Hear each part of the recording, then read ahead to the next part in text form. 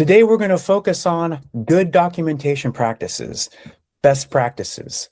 I know, boring, but good documentation practices are foundation of any quality management system. I'm going to overview some best practices, some tips and tricks, and other guidance that you may find helpful. So let's get to it.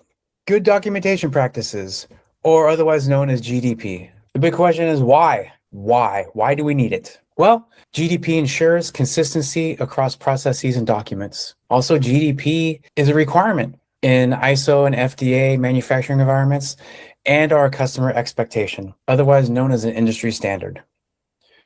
Also, they're auditable. Listen, here's the reality. If it wasn't documented, it didn't happen. That's the first time I'm going to say this, and I'll say it again at the end. That is the most important thing. This may seem archaic, may seem boring, but that's how it is. Let's talk about how to record data and information. Use blue or black ink only. Some people say you can use green. Sure, I guess you can, but just don't. Just keep it simple. Blue or black ink. Use ballpoint. Always use ballpoint. You don't want your records to run or bleed. Do not use red ink. Red ink implies that you're making a change to a document or a process. Pencils, not acceptable. Whiteout and correction tape, again, not acceptable. It needs to be a permanent record of what is happening at that time. If you make a mistake, an auditor has to be able to see what that mistake was and see what the change was. Always record at the time of operation. Record accurately and legibly. Don't falsify information. It goes without saying, but you have to say it. Just don't do it. Print, instead of using cursive, never use cursive. Print. Everybody has to be able to read it. Do not write over or obliterate entries. Always record times using AM and PM. You can use military time, but make sure you stick with one time and that's what you go with. So if your company does military time, use military time. If your company does standard time, use a standard time. Always use units of measurement in a consistent manner.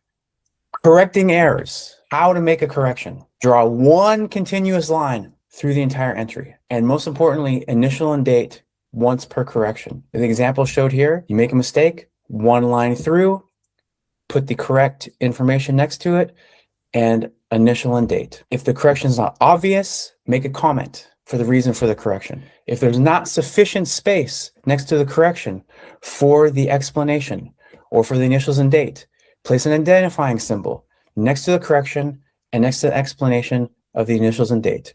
So you have something at the top of a page, put like a little 1, and then go down to the bottom page where you have some space and do your correction, justification if necessary, and initial and date. I would recommend keeping things simple. Do 1s, 2s, 3s, 4s. Don't use stars or asterisks.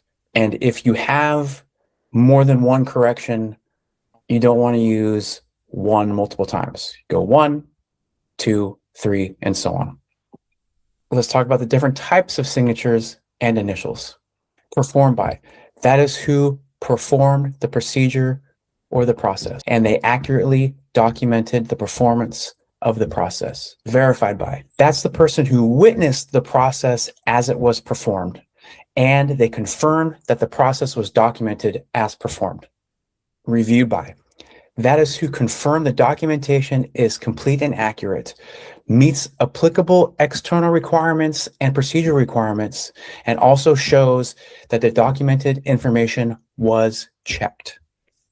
Approved by. This is the person that ensures that all information reported is sound, accurate, and adheres to current procedures and guidelines. Let's continue on the significance of initials and signatures. Initialing carries the same weight as signing. So if you think that you just put your initials on something and it's not as important as a signature, incorrect. Just as important. Operators and verifiers are equally responsible in correctly performing, and documenting. It's used for checks and balances. And reviewers and approvers are accountable for everything in the document. Always remember this. Before you put your signature or initials on anything, be sure you have read it, understand it, and feel comfortable defending it, because you never know when you'll get asked about it. You may get asked during an audit why you documented something in a certain way, or why you approved something, or why you reviewed something that may be called into question. Let's touch on naming files. My advice, keep it simple, keep it consistent. Don't make it overly complicated, because you need to be able to easily find it. Here's some examples of different types of documents and records and how you may want to name them. There's no one-size-fits-all approach.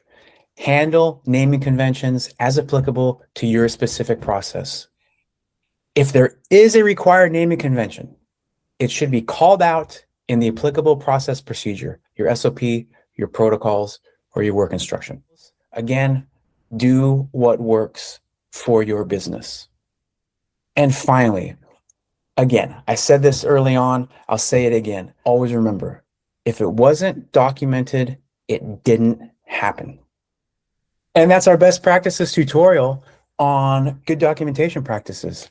I hope you found this beneficial. And if you like what you saw here, please like, subscribe, and comment, especially comment if there's something you'd like me to talk about. And if you didn't like it, well, I don't know what to tell you. Life goes on. If you'd like to know more about me and my background, I'll provide a link to my LinkedIn page. Also, if you'd like to explore partnering opportunities, I'll include my contact information as well. Thanks for watching, and we'll see you in the next one.